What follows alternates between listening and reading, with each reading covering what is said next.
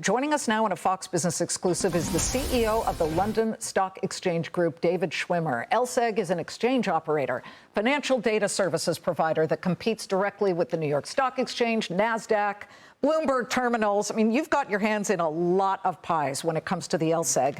So let's just quickly start with the fact that there's been an imbalance of IPOs between here in the United States and across the pond. I guess so far this year, 143 IPOs here in the United States for a total of something like $22.7 billion. But just 11 IPOs so far at the LSEG, reaching about $253 million. Why the vast discrepancy? So actually, over the past few years, there has been a quieter IPO market on a global basis. We have seen the U.S. pick up this past year. Yeah.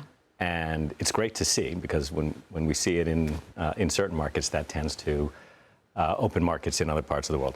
The pipeline in London is building. We've got a number of companies lining up to go. A number of them were planning to go in the spring, and then some of the turmoil around the tariffs delayed some timing. But we see some coming later this month and then through the rest of this year.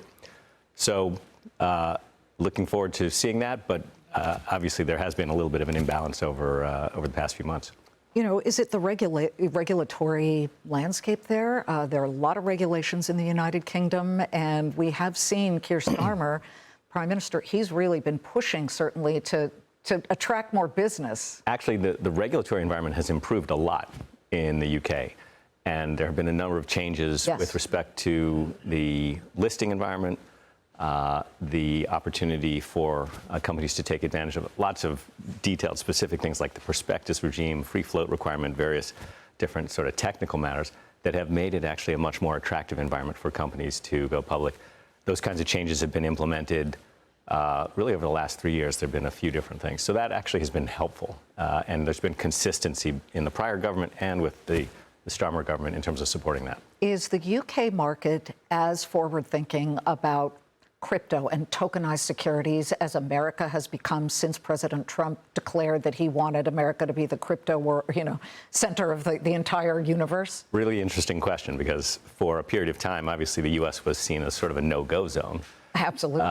And we have, in the UK, taken, I think, a fairly balanced approach to it.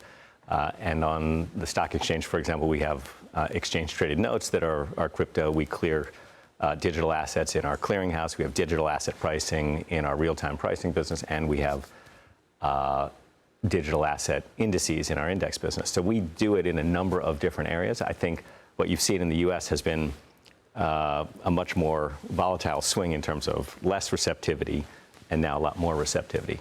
Well, I'll tell you who is interested in the LSEG, and that's Microsoft. They took a 4% stake in 2022 in your company. What are they doing? I mean, are they embedding artificial intelligence to make you more efficient? Talk about that relationship. So, great partnership where we are working together in building product across a number of different parts of our business and their business. So that includes, we have a desktop offering, a terminal that people can use in the financial sector. We are embedding that into, for example, Microsoft Teams. And so it's interoperable if you're using their platform and our platform. We are building AI functionality into our analytics. We're making it much easier for people to access our data in products that are critical to the financial sector, like PowerPoint and Excel. Mm-hmm.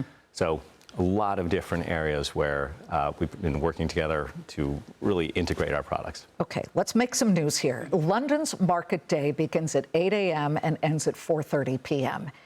Is there a move to go 24 hours? So we got a lot of attention for saying that we were thinking about extending the day. We haven't made any decisions. Anything that we would do would be in partnership with all of our users, with the industry.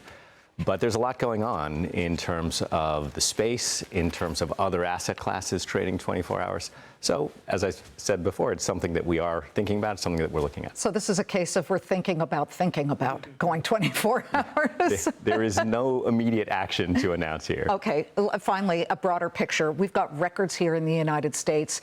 What are stock investors in the United Kingdom most interested in investing in right now? So you've actually seen the FTSE index at record highs as well recently. Right. I think that there are different constituencies, and the U.S. market, of course, is being driven by the tech sector. In the UK, you have a lot of different companies, some focused on natural resources, some focused on financials, fintech, some focused on pharmaceuticals, so a broader range there as well. But okay, let's put up our markets because we are on track to hit a trifecta, as we said, or a triple play, whatever you want to call it. And you get to witness this with the Dow up 207 points, S&P up 19, NASDAQ up 87, 3 records. What does that tell you about global markets overall?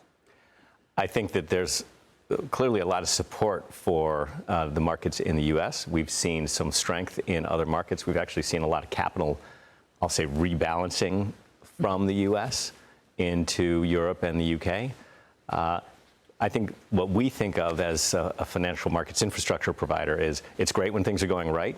We want to make sure that they're always working. Well, I'll tell you what's working for the bulls, and that's everything.